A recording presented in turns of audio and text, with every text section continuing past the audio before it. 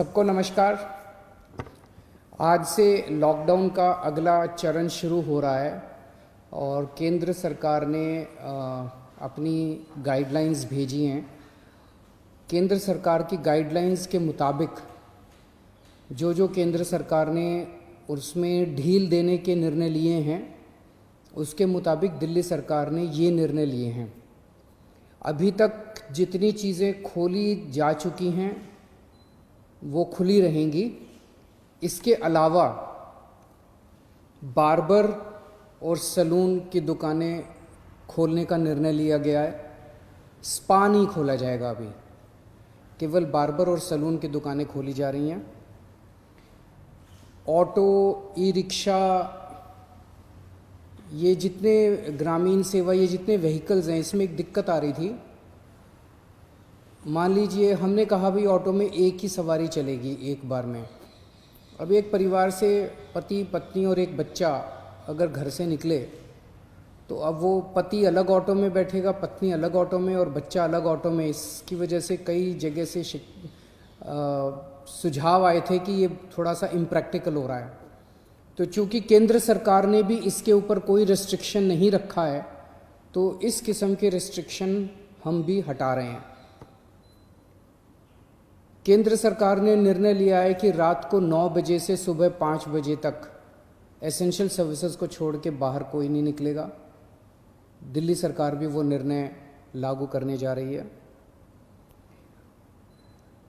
अभी तक ये था कि 4 व्हीलर्स में केवल ड्राइवर के अलावा 2 लोग बैठेंगे और स्कूटर पे पीछे कोई सवारी नहीं बैठेगी। लेकिन केंद्र सरकार ने अब इसको हटा दिया है, इस कंडीशन को। तो दिल्ली सरकार भी केंद्र सरकार के निर्णय के अनुसार उसको हटा रही है। मार्केट्स में अभी तक हम लोगों ने ऑड इवन लागू किया था कि एक दिन ऑड दुकानें खुलेंगी, एक दिन इवन दुकानें। केंद्र सरकार के गाइडलाइंस में इस तरह की कोई कंडीशन नहीं है, तो अब मार्केट्स में सभी दुकानें खुलेंगी। पिछली बार केंद्र सरकार ने कहा था कि इंडस्ट्रियल एरिया में स्टैगर्ड टाइमिंग्स लागू किए जाएंगे, तो हमने भी उसी के हिसाब से स्टैगर्ड टाइमिंग्स किए थे। लेकिन अब केंद्र सरकार ने वो निर्णय हटा दिया, तो दिल्ली में भी इंडस्ट्रीज़, अब सारी इंडस्ट्रीज़ खुल सकेंगी। अब मैं आपके सामने एक महत्वपूर्ण विषय रखना चाहता हूँ और इस पे आप लोगों का मुझे मार्गदर्शन चाहिए। आज तक मुझे आप लोगों का बहुत स्नेह मिला, बहुत प्यार मिला, बहुत विश्वास मिला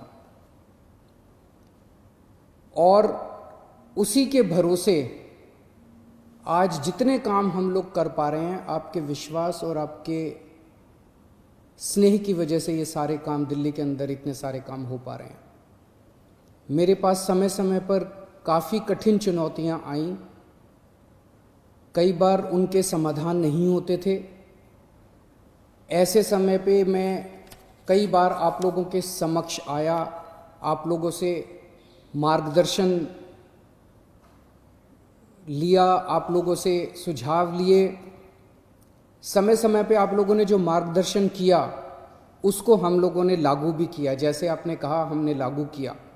कुछ दिन पहले आप लोगों से सुझाव मांगे थे कि दिल्ली में लॉकडाउन में ढील दी जानी चाहिए कि नहीं दी जानी चाहिए, और भरपूर सुझाव आए। 5 लाख लोगों ने सुझाव दिए।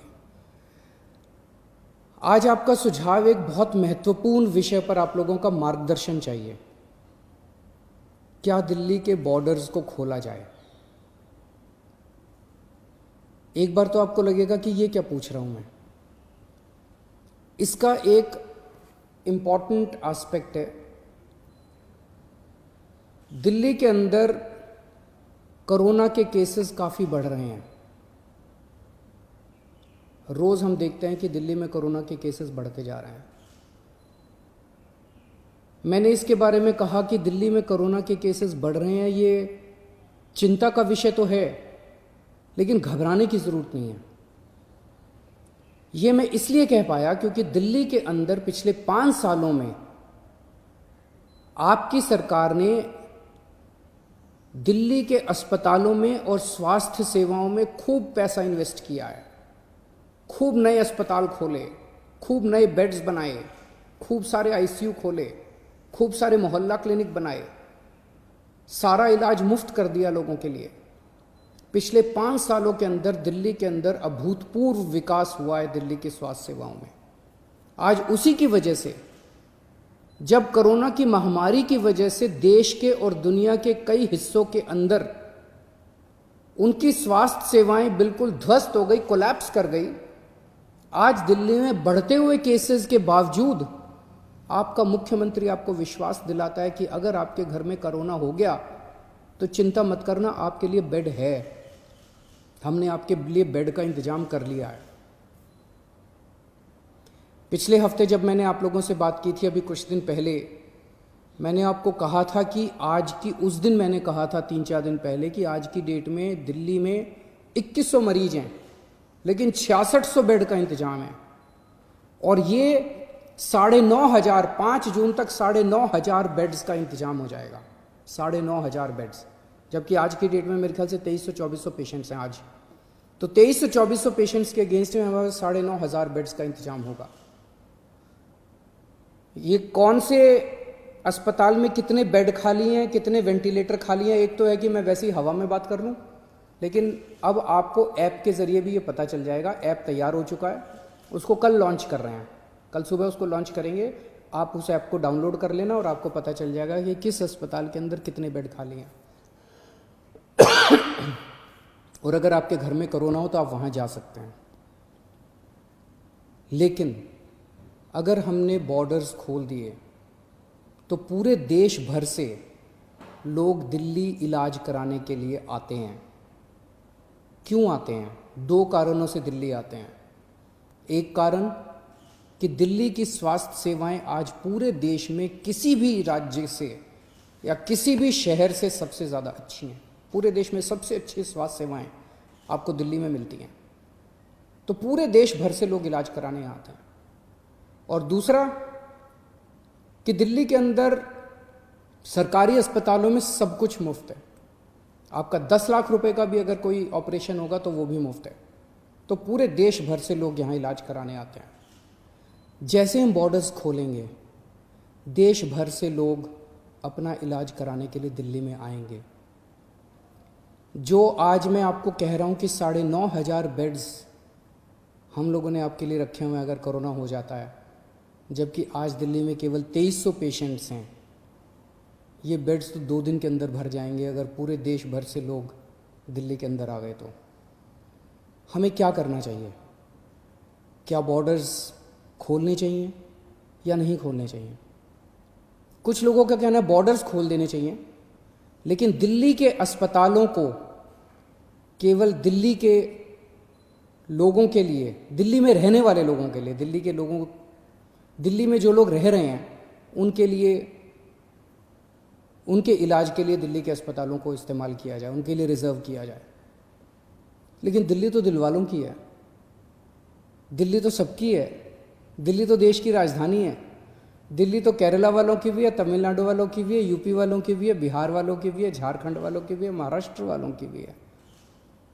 दिल्ली तो आज तक सबका इलाज करती आई है, फिर दिल्ली मना कैसे कर सकती है किसी का इलाज करने के लिए?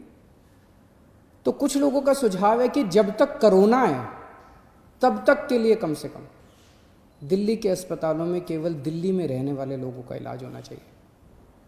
क्या होना चाहिए? बहुत सारे सुझाव हैं। मुझे आपसे मार्गदर्शन चाहिए और हमें क्या करना चाहिए, आप हमें इस बारे में सुझाव भेजें। शुक्रवार को 5 बजे तक आपके सुझावों का इंतज़ार रहेगा। आप मुझे अपने सुझाव व्हाट्सएप कर सकते हैं। व्हाट्सएप नंबर है 8800007722। व्हाट्सएप नंबर है 8800007722। ईमेल है delhi.cm.suggestions@gmail.com। ईमेल है delhi.cm.suggestions@gmail.com। और अगर आपके पास व्हाट्सएप नहीं है, अगर आपके पास ईमेल नहीं है, तो आप इस नंबर पे फ़ोन कर सकते हैं और अपना सुझाव छोड़ सकते हैं। आपकी आवाज़ रिकॉर्ड हो जाएगी। 1031 डायल कीजिएगा, आप अपने सुझाव छोड़ सकते हैं। फ़िलहाल 1 हफ्ते के लिए हम दिल्ली के बॉर्डर सील कर रहे हैं। एसेंशियल सर्विसेज जारी रहेंगी। सरकारी ऑफिसर्स जो हैं वो आई कार्ड के बेसिस पे आ जा सकेंगे, पास लेकर आया जाया जा सकेगा। तो फिलहाल 1 हफ्ते के लिए हम अपने बॉर्डर सील कर रहे हैं। उसके बाद जो सुझाव आएंगे, जो आप मार्गदर्शन करेंगे, जो आप जैसा कहेंगे, सभी के सुझावों के आधार के ऊपर हम एक्सपर्ट से भी बात करेंगे और भी बहुत सारे लोगों से बात करेंगे। उसके आधार पर अगले हफ्ते फिर इसके बारे में एक ठोस निर्णय ले पाएंगे। नमस्कार।